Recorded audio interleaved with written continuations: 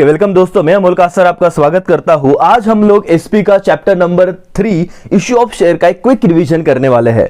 दोस्तों जिन्होंने मेरे रेगुलर लेक्चर देखे उनको तो डेफिनेटली फायदा होगा ही होगा, लेकिन अगर जो फर्स्ट टाइम मेरा लेक्चर देख रहा है उसे भी बहुत सारी बातें समझने वाली है करके। यस दोस्तों, इस लेक्चर का स्पीड थोड़ा ज्यादा होगा, लेकिन मैं अश्योर करना चाहूंगा आपको कि आपको मैक्सिमम बेनिफिट इससे होगा ही। यस, तो चलो बिना समय गवाए हम फटाफट चालू करते हैं। सर सबसे पहले अगर मैं टेक्स्ट बुक में भी देखूं तो आपका जो एक पोर्शन है, क्या सर आप देखो authorise share capital, classification of shares capital क्या होता है। अब ये नॉलेज पर्पस के लिए समझना बहुत जरूरी है दोस्तों, समझो चीजों को। आप लोगों ने चैप्टर नंबर 2, मैंने क्या कहा हम लोग चैप्टर 3 पढ़ रहे, लेकिन मैंने क्या कहा आप लोगों ने चैप्टर नंबर 2 में सोर्स ऑफ कैपिटल पढ़ा था, राइट। वहां पे आपने इंटरनल एंड एक्सटर्नल दो सोर्सेस पढ़े थे, अगर आपको याद आ रहा होगा तो। इंटरनल सोर्सेस में एक था आपका शेयर कैपिटल, एक था आपका रिटेन अर्निंग। अब सवाल यह आता है कि जब कोई पर्सन शेयर कैपिटल के बारे में आपको पूछेगा तो चैप्टर नंबर 2 में आपने कितना नॉलेज लिया था कि शेयर्स क्या होते हैं, उनके फीचर्स क्या, बराबर, प्रेफरेंस शेयर्स क्या और उसके types and feature, equity shares क्या उसके टाइप्स एंड फीचर। लेकिन चैप्टर नंबर जो 3 है वो प्रोसीजर के बारे में बात कर रहा है आपसे। अब प्रोसीजर में आप लोगों को ये नॉलेज, भाई सर एग्जाम में आएगा नहीं आएगा वो सेकेंडरी है, लेकिन आगे चल के लाइफ में तो डेफिनेटली आपसे ये सवाल पूछे जाएंगे। और एज एसपी सेक्रेटरियल प्रैक्टिस के जो आप एसपी सब्जेक्ट के जो आप स्टूडेंट हो, आपको आंसर आना बहुत जरूरी है सर, राइट। तो मैंने क्यों ध्यान देना है और क्यों इसे समझना, इसका आपको रीजन दे दिया। अब फटाफट हम जाते हैं। सर कितने टाइप्स के क्लासिफिकेशन होते हैं, चलो फटाफट बताओ। तो सर हमने जो यहाँ पे स्क्रीन पे देखा है, सो एक चीज तो हमको समझ रही है सर, ऑथोराइज शेयर कैपिटल उसके क्या नाम है, नॉमिनल और रजिस्टर्ड। फिर ऑथोराइज में एक होता है इशूड शेयर कैपिटल, एक होता है अनइश्यूड कैपिटल। मतलब सर मैक्सिमम परमिशन हमको दे दी किसने, आरओसी रजिस्टर ऑफ कंपनी ने, ऑथोराइज कैपिटल तो मिल गया। इसके मैं पढ़ाने भी वाला हूं कि क्या क्या पॉइंट आपने लिखने चाहिए या क्या इंपॉर्टेंट पॉइंट है, मैं अंडरलाइन कराऊंगा, लेकिन अब सिर्फ एक बार एक समराइज फॉर्म में फटाफट समझ लेते ना कितना था। यस, इशूड और अनइशूड। इशूड में दो हुए थे, सब्सक्राइब मैंने लोगों को दे दिया, इशू किया, जितने लोग सब्सक्राइब वो एक्सेप्ट करेंगे दैट इज सब्सक्राइब कैपिटल, नहीं हुए तो अनसब्सक्राइब। सब्सक्राइब में called up, uncalled, reserve and फिर कॉल्ड में पेड कैपिटल और कॉल्स इन अरियर। मतलब जिन्होंने कॉल करने के बाद पैसा दे दिया वो पेड अप कैपिटल हो जाएगा, जो पैसा नहीं देंगे वो क्या होगा sir, calls in arrear. But इसे लिखना है कैसे करें सर, तो ध्यान दो। सबसे पहले आपका पॉइंट आ रहा है स्क्रीन पे, आपको दिख रहा है। अब क्योंकि ये रिवीजन लेक्चर है, फटाफट आपका ध्यान होना चाहिए। क्या है सर पहला पॉइंट, ऑथोराइज या नॉमिनल या रजिस्टर्ड कैपिटल, नाम पे फोकस करना। आपको पूछा कि what do you mean by registered capital, आप बोलोगे अरे सर ये तो कभी पढ़ा ही नहीं है, ऐसे नहीं बोलना। नॉमिनल को ही क्या कहते हैं या ऑथोराइज को ही क्या कहते हैं, रजिस्टर्ड कैपिटल कहते हैं। क्या आपको समझा? Yes sir. पहला पॉइंट सर, पहला पॉइंट किसी को दिक्कत नहीं होगा। Authorise capital is the maximum capital that the company can raise by issuing share as authorised by underline memorandum of association. Filling the blanks में अगर आपको आए तो आपको समझना चाहिए सर कि ऑथोराइज कैपिटल ये वो मैक्सिमम कैपिटल है, उसके ऊपर कंपनी 1 रुपया भी लोगों से नहीं ले सकती। लेकिन 2 आर्टिकल होते हैं, एक होता है आर्टिकल ऑफ एसोसिएशन AOA, एक होता है मेमोरेंडम ऑफ एसोसिएशन MOA। तो मुझे बताओ ये किससे यहां पे रिक्वायरमेंट थी, आर्टिकल ऑफ AOA की या MOA की, तो आंसर इज MOA। पहला लाइन समझा। दूसरा, it is also called register capital as it is mention in the capital clause of memorandum of association. दोस्तों मेमोरेंडम ऑफ एसोसिएशन, अब आप 12th के लेवल पे हो, लेकिन जैसे अगर आप CA foundation, CA inter, CS या अलग अलग कोर्स करोगे तो आपको समझेगा कि एक मेमोरेंडम ऑफ एसोसिएशन में अलग अलग क्लॉज होते हैं, जैसे कि नेम क्लॉज, एड्रेस क्लॉज। ऐसे ही एक क्लॉज होता है कैपिटल क्लॉज, अंडरलाइन करो, देखो मैं राउंड कर रहा हूं।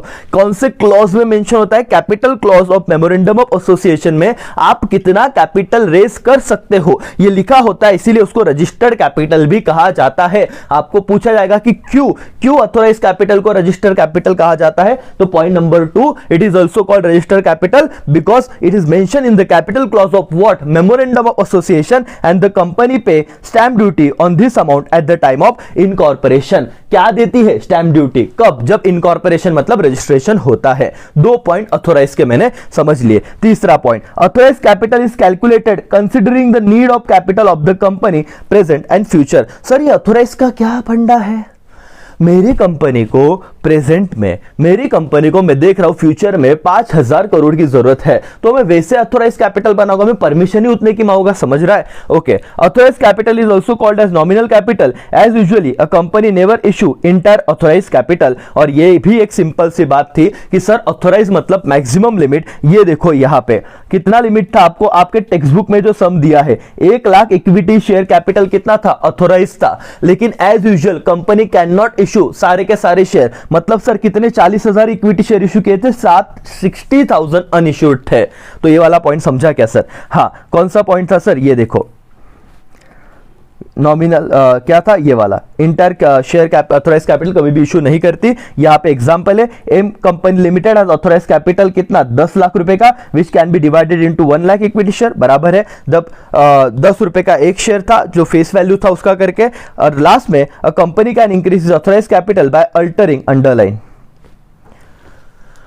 आपको एक सवाल पूछा जाएगा और इससे आपका जजमेंट आ जाएगा कि आपने कितना समझ के पढ़ा है या सिर्फ ऊपर ऊपर से पढ़ाई की है।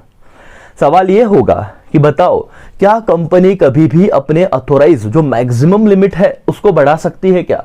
हाँ, उससे ज्यादा इशू नहीं कर सकती, लेकिन कंपनी को लगा यार मैंने 4000 करोड़ एस्टिमेट किया था, लग रहे 4,500 करोड़, तो अब क्या वो 500 करोड़ के लिए वो बदलाव कर सकते हैं क्या उनके ऑथोराइज कैपिटल में? तो आंसर इज यस। क्या करना पड़ेगा ये सवाल रहेगा, कैसे करोगे वो? क्योंकि कैसे करोगे आप बताओगे तो आपको पैसा मिलेगा। आप कहोगे सर अल्टर मतलब चेंज करेंगे, किसमें? मेमोरेंडम ऑफ एसोसिएशन में, एमओए में।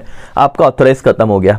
इतने ही पॉइंट है सर। फिर issued capital, issued and unissued, देखो 2 पॉइंट आ गए सर। यहां पे आपकी स्क्रीन के सामने देखना कि ऑथोराइज 1 लाख इक्विटी शेयर था आपके टेक्स्ट बुक में, 40,000 क्या किए? इशू किया। 60,000 क्या था? अनइशूड था। जितना लोगों को दिया इशूड, जितना लोगों को नहीं दिया अनइशूड। लेकिन लिखे कैसे सर? ये रहा। चलो आंसर देखते हैं। क्या issued capital is that part of the dash dash capital, language रटना नहीं है, बट ऑब्वियस किसका पार्ट रहेगा? ऑथोराइज का पार्ट रहेगा। बोलो मेरे साथ, इशूड कैपिटल किसका पार्ट रहेगा? दोस्तों ध्यान दो, मैं इसीलिए पढ़ा रहा हूं ताकि आपको ये अकाउंट्स में भी, कंपनी अकाउंट में ये नॉलेज काम में आएगा करके। समझ में आ रहा है क्या? इसीलिए हर एक मुद्दा बहुत ध्यान से समझो, और आप अभी ध्यान दोगे तो डेफिनेटली आपके बहुत सारे सब्जेक्ट की, मतलब अकाउंट की तो भी आज रिक्वायरमेंट सेटिस्फाई हो जाएगी। आपको कंपनी अकाउंट अच्छे से समझेगा और आगे जाके फ्यूचर में आपको टेंशन नहीं रहेगा जहां जहां पे ये पॉइंट आएगा करके। Once again, issued capital is what? That part of authorised capital which is offered by the company to the prospective investor for subscription. Language देखो, कौन ऑफर करेगा? बट ऑब्वियस कंपनी ऑफर करेगा। किससे सर? उन लोगों को जिनके खरीदना है, प्रोस्पेक्टिव इन्वेस्टर जो फ्यूचर में, जो आपके साथ क्या कर सकते हैं? इन्वेस्टमेंट आपके कंपनी में कर सकते हैं। Thus it is the share that the company is offering to whom? Public. किसे ऑफर करेंगी? Underline public. क्यों? कि बाय कर लो। दूसरा पॉइंट क्या लिखोगे?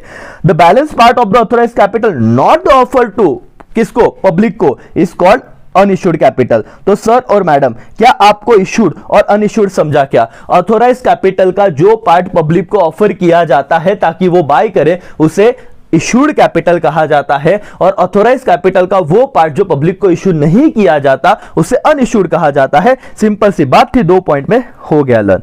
इन future company can issue share from the unissued capital, but obvious सी बात थी। आज यहां पे आप देख रहे हो अपने टेक्स्ट बुक में कि 40,000 इक्विटी शेयर 10 रुपए के हिसाब से अगर इशू करेगी तो 4 लाख रुपए कंपनी के पास रेज हो सकते हैं। फ्यूचर में कंपनी को और 2 लाख रुपए लगेंगे, तो कौन से शेयर इशू किया जाएगा? जो अनइशूड में पड़े हुए 60,000, उसमें से कितने भी शेयर कंपनी इशू कर सकती है। तो ये वाला पॉइंट भी खत्म हो गया।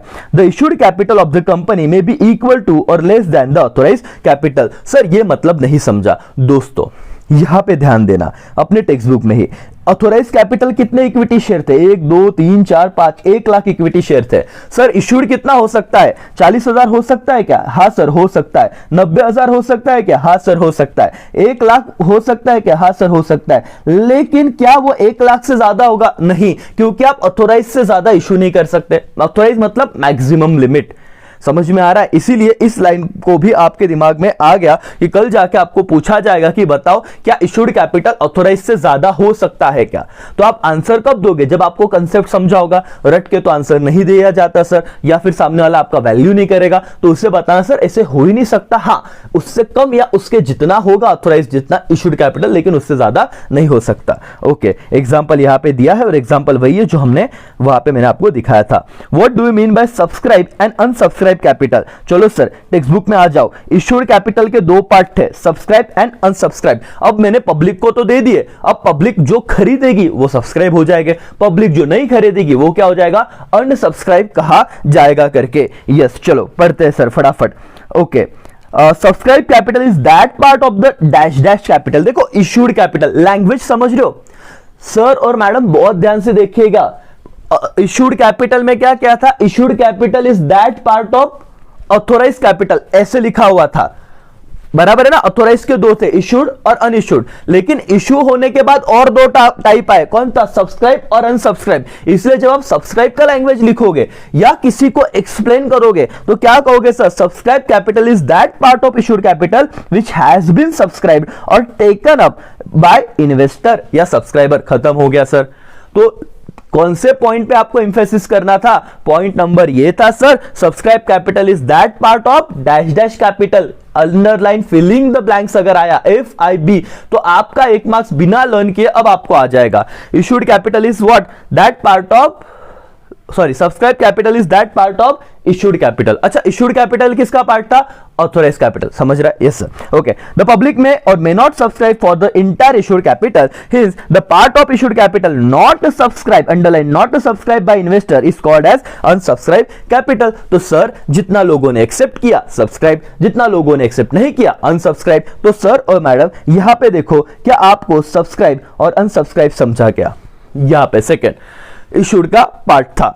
यस सर, चलो, और इसमें कोई पॉइंट है क्या? Yes sir. दस द सब्सक्राइब कैपिटल में बी इक्वल टू और लेस देन इशूड कैपिटल। वापस से वही फंडा हो गया कि 40,000 शेयर अगर मैंने इशू किए थे तो सब्सक्राइब कैपिटल कितना हो सकता है? 20,000 हो सकता है क्या? अंडर सब्सक्राइब हो सकता है सर, 20,000 हो सकता है अंडर सब्सक्राइब। अच्छा मुझे बताओ, क्या 20,000 30,000 हो सकता है क्या? हाँ सर हो सकता है। 40,000, हाँ सर मिनिमम और इक्वल टू। लेकिन 50,000 हो सकता है क्या? ओवर सब्सक्रिप्शन में आपने अकाउंट में पढ़ोगे ओवर सब्सक्रिप्शन, लेकिन हम बाकी के क्या करते हैं? रिजेक्ट कर देते हैं या प्रोरेटा के हिसाब से क्या करते हैं? एडजस्ट करते हैं। ये डाउट आएगा और मेरे प्री रिकॉर्डेड लेक्चर हमारे ऐसे होते हैं कि आपके मन के डाउट मैं पूछता हूं और मैं ही उसका आंसर देता हूं। सर वापस एक बार बताओ ना, मुझे यहां पे बताओ कि मेरा इशूड कैपिटल कितना था? आप कहोगे सर ये देखो 40,000 आपने इशू किया था, लेकिन सब्सक्राइब कितना हो सकता है? Maximum 40,000 sir. 50,000 लोग सब्सक्राइब कर दे तो करते हैं ना, उसको ओवर सब्सक्रिप्शन कहा जाता है, लेकिन उसके पैसे हम क्या करते हैं? रिफंड करते हैं रिग्रेट लेटर के साथ। वो लेटर्स में पढ़ा होगा, बताऊंगा आपको, रिग्रेट लेटर आएगा और रिग्रेट लेटर ये करस्पॉन्डेंस विद शेयर होल्डर में जब आप ये वर्ड पढ़ोगे रिग्रेट लेटर, और तब मैं आपको बताऊंगा कि जो आप लोगों ने ओवर सब्सक्राइब कर दिया था, जिनको हम शेयर्स के बोलते ना शेयर्स नहीं दे पाए, उनको हम बोलते हैं कि सर क्षमा कीजिए, हम आपको नेक्स्ट टाइम आपको हम प्रायोरिटी देंगे या फिर आपको कंसीडर करेंगे करके, लेकिन अब तो हम नहीं देख सकते। तो इसीलिए सब्सक्राइब कैपिटल में भी इक्वल टू और less than which capital? Issued capital. Underline. अब देखो वर्ड का जो लैंग्वेज आप क्यों लिख रहे हो, अगर आप समझ रहे हो तो ये लर्निंग पार्ट इजी हो जाता है, बराबर सर? यस। तो चलो हमने कितना क्या समझा? ऑथोराइज कैपिटल, नॉमिनल और रजिस्टर, ये तीनों नाम उसके ही है। उसके बाद फिर दो देखा, इशूड और अनइशूड। इशूड में दो पार्ट आए, सब्सक्राइब, अनसब्सक्राइब। और अब हम देखेंगे called up capital and uncalled capital and reserve capital, तीनों बातें। चलो सर एक बार टेक्स्ट बुक में दिखाना, ये देखो आप अपने टेक्स्ट बुक में भी देख सकते हो। आगे सब्सक्राइब के जो पार्ट बने हैं वो क्या है? Called up, uncalled, unreserve capital, बराबर है? Yes sir. चलो, at the time of issue full value of share is usually not demanded by the company. जब कंपनी अपना शेयर 10 रुपए का है फॉर एग्जांपल, वो अगर इशू कर रही है तो पूरे के पूरे 10 रुपए कभी भी कंपनी नहीं मांगती। अच्छा सर, पहला पॉइंट समझा। Company collect the full value of share in instalments. कैसे कलेक्ट करती है? इंस्टॉलमेंट में। पहले 2 रुपया दे दे एप्लीकेशन पे, अलॉटमेंट पे और 3 रुपया दे दे, फर्स्ट कॉल पे 3 रुपया दे, लास्ट कॉल पे 2 रुपया दे, ऐसे करके 10 रुपया इंस्टॉलमेंट के फॉर्म में कलेक्ट करती है शेयर होल्डर से एज पर इस रिक्वायरमेंट ऑफ फंड, जैसे जैसे उसको पैसा लगेगा। Each instalment is called calls. अब देखो ये कौन सा आपके टेलीफोन वाला कॉल नहीं, कॉल किया क्या, ये कॉल मतलब सर फॉर एग्जांपल मैं कंपनी हूं, मैंने आपको शेयर दिया 10 रुपए का, सबसे पहले मैंने एप्लीकेशन मनी लिया 2 रुपया, उसके बाद जो मैं पैसा मांग रहा हूं आपसे इंस्टॉलमेंट में, आप 2 रुपए 3 रुपए 3 रुपए 2 रुपए ऐसे करके मुझे 10 रुपया दे रहे हो, तो ईच इंस्टॉलमेंट को क्या कहा जाएगा, मैच द पेयर्स में आने दो या फिलिंग द ब्लैंक्स में आने दो, आपका आंसर क्या होगा, each instalment is called what, calls. तो कॉल्ड अप कैपिटल मतलब क्या, जो मैंने कॉल किया था। ओके सर, तीसरा called up capital is that part of subscribe capital. वाह सर, अनसब्सक्राइब क्यों नहीं बोला यहां पे, sir issued capital is that part of, बोलो क्या, issued capital is that part of authorise capital. Subscribe capital जो सब्सक्राइब था आपका, वो is that part of which capital, issued capital, issue हुआ वही सब्सक्राइब होगा। अब कॉल्ड कौन सा करूंगा, called up capital is that part of which capital, जो सब्सक्राइब हुआ उसी को तो कॉल करेंगे, अनसब्सक्राइब का तो पैसा मांगेंगे ही नहीं, सवाल ही नहीं उठता। तो समझिए लैंग्वेज वापस सर, हाँ sir, called up capital is that part of which capital, subscribe capital which company has called and demanded to be paid by the share holder, कि आपने शेयर सब्सक्राइब किया है सर, अब पैसा दे दो, और जिससे पैसा मांगेंगे कॉल्ड अप कैपिटल हो जाएगा। The balance capital which is not demanded for the share holder is called uncalled capital. मतलब सर 10 रुपए का शेयर था, 2 रुपए मैंने मांगे, तो कितना कॉल्ड अप कैपिटल हो गया, 2। 8 रुपए मैंने नहीं मांगे तो अनकॉल्ड है, अब तक कॉल किया है नहीं, तो उसे अनकॉल्ड कैपिटल कहा जाएगा। समझा एवरीवन, दिमाग में जा रही बातें, यस सर। जितना called up capital is that part of subscribe capital which company has called, demand किया है पैसे के लिए, और जिसके लिए डिमांड नहीं किया वो अनकॉल्ड होगा। What do you mean by reserve capital, ये इंपॉर्टेंट है, is a part of uncalled capital, पहले तो अंडरलाइन करना, reserve capital is a part of uncalled capital. A company can decide to keep aside a part of uncalled capital as a called up only at the time of winding up of the company to meet financial requirement. Company कुछ contingency event के लिए वो संभाल के रखती है कि जब वाइंडिंग अप मतलब कंपनी को अब सब बेच बाच के बंद कर देना, उस वक्त मैं पैसा मांगूंगा, पहले तो किसका पार्ट है, अनकॉल्ड कैपिटल का। एफआईबी में आ सकता है सर और मैडम, लास्ट टाइम पूरा फोकस कीजिएगा, मैं पूछ रहा हूं issued capital is that part of dash dash capital, issued capital is a part of dash dash capital, which capital, issued authorized capital sir, very good. अब मैंने issue किया तो क्या होगा सर, एक तो सब्सक्राइब होगा, नहीं तो सब्सक्राइब नहीं होगा, तो अब सब्सक्राइब कैपिटल किसका पार्ट होगा, इशूड का, बराबर। अब सब्सक्राइब भी हो गया, अब सब्सक्राइब होगा तो कॉल होगा, तो कॉल्ड अप कैपिटल किसका पार्ट होगा, सब्सक्राइब का। समझ में आ रहा है। और रिजर्व कैपिटल फिर अनकॉल्ड कैपिटल का पार्ट रहेगा, जो मैंने कॉल नहीं किया। Company can decide to keep aside, कुछ पार्ट साइड में रखेंगे, जब वाइंडिंग अप जो कंटिजेंसी इवेंट आएंगे उस वक्त हम पैसा यूज करेंगे करके। एग्जांपल वही था जो ऊपर हो गया, यस सर। अब कॉल करने के बाद क्या होगा सर, पैसा मिलेगा, पेड अप और कॉल्स इन अरियर। पैसा दे दिया तो पेड अप कैपिटल, पैसा नहीं दिया तो कॉल्स इन अरियर कैपिटल। चलो फटाफट देखते हैं करके। What do mean by paid up capital? Paid up capital is total amount of money actually paid by the shareholder when the company is called up and demanded them to buy। मतलब जब company क्या करती sir, total amount of money actually paid by the share holder when, मतलब जितना share holder ने दिया, paid by whom, share holder, किसको, company को, उसको कौन सा कैपिटल कहा जाएगा, paid up capital. The amount not paid by the share holder is called calls in arrear और अनपेड कॉल। खत्म, इतना सिंपल है। सिर्फ अब तक आपने उसे देखा नहीं था, इसीलिए बाउंसर जा रहा था या समझ नहीं रहा था, बट अब आपको डेफिनेटली ये चीज समझेगी। सर पेड अप कैपिटल म्हणजे काय?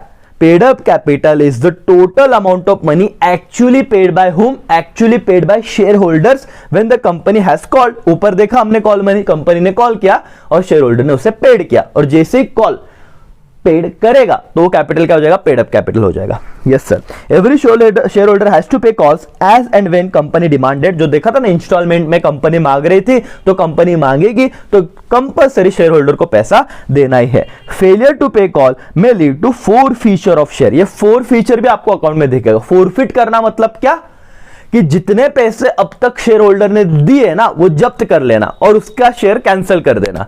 समझ में आया? आपने भले 5 रुपए दिए थे तो 5 रुपए मेरे पास आ गए ना, अब मैं क्या करूंगा, वो 5 रुपए को कंपनी खुद के पास रखती है, फोरफिट कर लेती है, जब्त कर लेती है और उस बंदे का नाम भी शेयर से हटा देती है। अब वो शेयर किसी और को बेच देती है। फोरफीचर समझा क्या? मैंने एक कॉल किया भाई, तूने दिया था, दूसरा कॉल दिया था, 5 रुपए तक आ गए, मतलब आगे की कॉल में किए जा रहा हो तो इग्नोर मार रहा है, तो उस केस में कंपनी क्या करती है, शेयर को फोरफिट कर लेती है। और फोरफिट करना मतलब क्या, जितना पैसा कंपनी के पास आ गया वो जमा कर लेना और शेयर को कैंसिल कर देना उसके नाम से। Right, yes sir. सो ये वाला पॉइंट देखा था दोस्तों। इस तरह से ये चार्ट वापस आपके सामने आ गया। अगर आपको authorise capital, issued capital, subscribe capital, called up capital, uncalled capital, paid up capital, unpaid capital, ये अलग अलग टर्म्स से रिलेटेड कभी भी कंफ्यूजन हो रहा था या फिर आपको दोस्तों को हो रहा था तो ये वीडियो उन तक पहुंचाना। राइट, उनके दिमाग से सारा जो कचरा है वो निकल जाएगा। उनको अकाउंट में भी फायदा होगा, उनको एसपी में भी फायदा होगा, समझ में आ रहा है, उनको और प्रोफेशनल एग्जाम में भी फायदा होगा करके। सो यहाँ पे आप अगर देखो फटाफट तो ये इसने इतना जितना हमने पढ़ा, इक्विटी शेयर ऑथोराइज कितना था, 1 लाख। कितने शेयर को इश्यू किया, 40,000। कितने अभी भी अनइश्यूड है, 60,000। बराबर है, जितना मार्केट में इशू क्या होगा। अब इशू के ही पार्ट बनेंगे, लॉजिकली समझ रहा है, जो इशू करोगे उसको लोग सब्सक्राइब करेंगे या अनसब्सक्राइब करेंगे। लोगों ने एक्सेप्ट किया तो सब्सक्राइब, लोगों ने एक्सेप्ट नहीं किया तो अनसब्सक्राइब। 40,000 शेयर मैंने इक्विटी शेयर इशू किए थे तो मैक्सिमम सब्सक्रिप्शन कितना हो सकता है, 40,000 सर, समझा? यस, लेकिन यहां पे कितना हुआ है, 30,000। अंडर सब्सक्राइब बोलते हैं, जो नहीं हुआ उसे अनसब्सक्राइब कहेंगे। अब आगे सब पार्ट किसके बनेंगे, जो सब्सक्राइब हो गए, क्योंकि उससे हम पैसा मांगेंगे, कॉल्ड अप कैपिटल। जिससे पैसा नहीं मांगा, अनकॉल्ड कैपिटल, मतलब इंस्टॉलमेंट में मांगते हैं ना, 10 रुपए में से 2 रुपए मांग रहा हूं तो called up capital is 2 rupees. 8 रुपया नहीं मांगा तो अनकॉल्ड कैपिटल इज 8 रुपीज, और उसमें से कुछ रिजर्व किया है तो 1 रुपया मैंने रिजर्व के लिए रखा तो रिजर्व कैपिटल। अब सर आगे किसके, अनकॉल्ड का सवाल नहीं आता, रिजर्व का सवाल नहीं आता, क्या, called up money, called up capital. पैसा मांगा तो एक तो पेड करेगा तो पेड अप कैपिटल, नहीं पेड करेगा तो कॉल्स इन अरियर। खत्म हो गया सारी बात। सो दोस्तों यहां तक अभी आपको इश्यू ऑफ शेयर्स में method of issue of share and बाकी की सारी बातें चैप्टर नंबर 2 की नेक्स्ट सेशन में बताऊंगा। लेकिन आई होप अब आपको चैप्टर नंबर 3 का जो मेन क्लासिफिकेशन ऑफ शेयर्स वाला पार्ट था, ये वाला, इसमें अब कोई भी दिक्कत नहीं रही होगी। राइट, इंट्रोडक्शन के बाद हमने देखा क्लासिफिकेशन ऑफ शेयर, और ये इतना इंपॉर्टेंट सेशन है कि आपको आपके प्रोफेशनल एग्जाम में भी इसका बेनिफिट होने वाला है करके। राइट दोस्तों, तो चलो इसी के साथ इस सेशन में हम रुकते हैं, मिलते हैं नेक्स्ट लेक्चर में नए टॉपिक के साथ। चलो तब तक बाय बाय, टेक केयर, जय हिंद, जय भारत।